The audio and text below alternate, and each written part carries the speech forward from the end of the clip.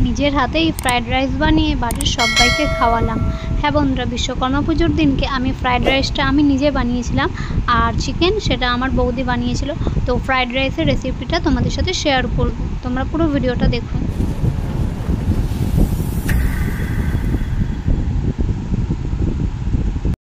Hello everyone, কেমন আছো সবাই? আশা করছি সবাই ভীষণ ভালো আছো, আর আমিও খুবই ভালো আছি। আর দেখো, আজকে করবো ফ্রায়েড রাইস।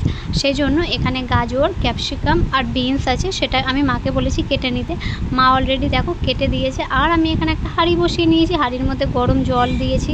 তারপরে ওখানে কয়েকটা গোটা গরম মশলা, সামান্য তেল আর তেজপাতা দিয়েছি হাঁড়ির মধ্যে। যে কারণে দেখো এবার চালটাও দিয়ে দিলাম। কী বলতো, গোটা গরম মশলা আর তেজপাতাটা দিলে একটু সুগন্ধটা বেশ ভালো হয়।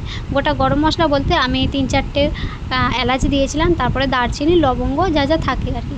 আর তেলটা একটু দিয়েছিলাম, কী বলো, তেলটা দিলে চালটা একটু ঝরঝরে হয়। তো দেখো মা আমার চালটা দিয়ে দিচ্ছে। আর কি বলতো বন্ধুরা, এই রাইসটা কিন্তু আমি এই নিয়ে প্রথমবার করিনি, আমি কিন্তু এর আগেও করেছি অনেকবার। তো এবারে আমি তোমাদের সাথে শেয়ার করলাম। আর বিশ্বকর্মা পুজোর দিনকে আমার মা বলেছিল এমনি মাংসের ঝোল আর ভাত হবে, তবে বললাম ভাত না, রাইস করো, যেহেতু ঘরে সব কিছুই আছে, শুধু কাজু কিশমিশটা ছিল না, সেটা আমি পরে আনিয়েছি আমার মাকে দিয়ে।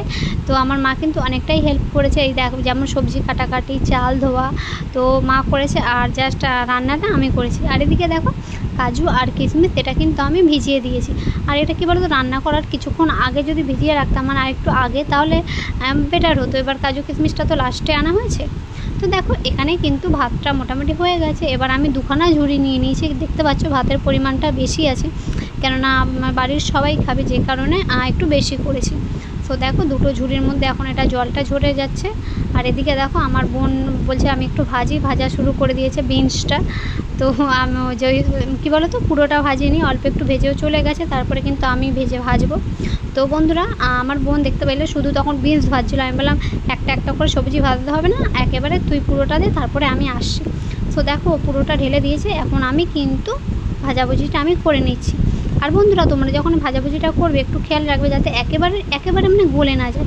কী বলো তো, যখন ভাজাটা মোটামুটি। তো বিশ্বকর্মা পুজো উপলক্ষে আমি তো ফ্রায়েড রাইস করে খাওয়ালাম বাড়ির সবাইকে। তো তোমরাও কি এরকম করেছো? একটু আমাকে অবশ্যই কমেন্ট করে জানাবে।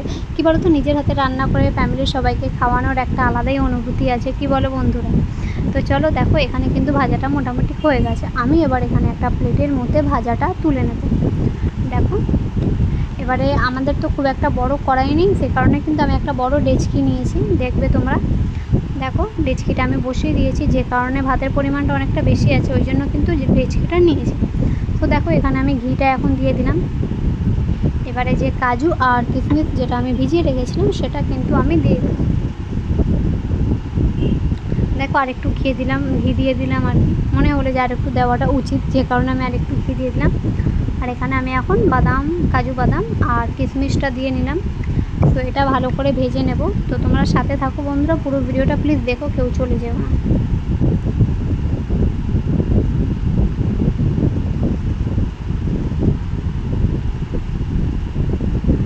তো দেখো রাইসটা কিন্তু আমি বানিয়েছি, বাড়ির সবাই খেয়ে কিন্তু বলেছে ভালো হয়েছে। আর নিজের হাতে যখন রান্না করব, মানে তোমরা যখন করে কাউকে খাওয়াবে আর তারা যখন বলে ভালো হয়েছে, তখন যে কী আনন্দ লাগে কী বলবো বলো, তোমরা তো সেটা জানোই, বলো বন্ধুরা।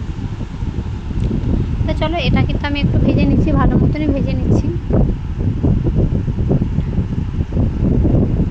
তো এটা ভাজা হয়ে গেলে কিন্তু আমি যে সবজিটা আছে সেই সবজিটা কিন্তু মানে ঢেলে নেব। দেখো আর সিলভারের থালা তো খুব গরম ছিল, যে কারণে আমি থালাতে দিয়ে ধরেছি। তো দেখো আমি এখন সবজিটা দিয়ে নিলাম। এবারে সবজিটা তো মোটামুটি ভাজা হয়েই গেছে, আর একটু জাস্ট নাড়াচাড়া করব। নাড়াচাড়া করার পরে যে ভাতটা ছিল জল ঝরিয়ে রেখেছিলাম, সেটা কিন্তু আমরা দিয়ে দেব।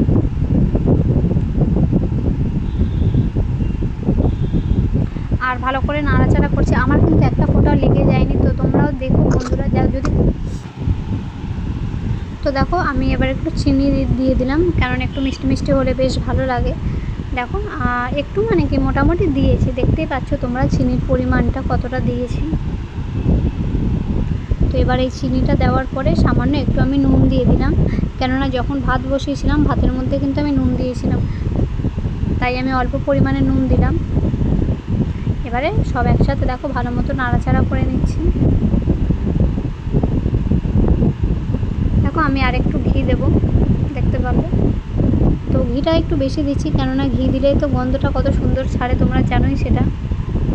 তো দেখো মোটামুটি এখানে ভেজে নিয়েছি সব কিছু। এবারে আমি ভাতটা যে আছে আমি কিন্তু একেবারে দিয়ে দিচ্ছি না, অল্প অল্প পরিমাণে দেখো দিচ্ছি, কেননা অল্প অল্প পরিমাণে দেবো, নাড়াচাড়া করবো, আবার ওইটা নাড়াচাড়া হয়ে গেলে আবার পরের ভাতটা দেবো। একেবারে দিয়ে দিলে কী বলো তো, নাড়তে অসুবিধা হয়, আর আমি বিশেষ করে একেবারে দিলে পারি না, কেমন একটা দলা পাকিয়ে যায়, যে কারণে আমি অল্প অল্প দিয়ে করছি। তো দেখো এবার ওটা নাড়ার পর এটাও দিয়ে দিলাম।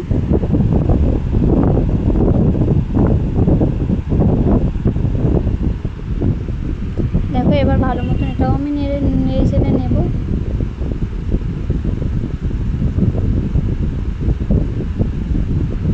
তো দেখো আমার মাও একটু এসে হেল্প করে দিল, এবার মা নাড়াচাড়া করছে। দেখো বন্ধুরা এটা কিন্তু মোটামুটি হয়ে গেছে।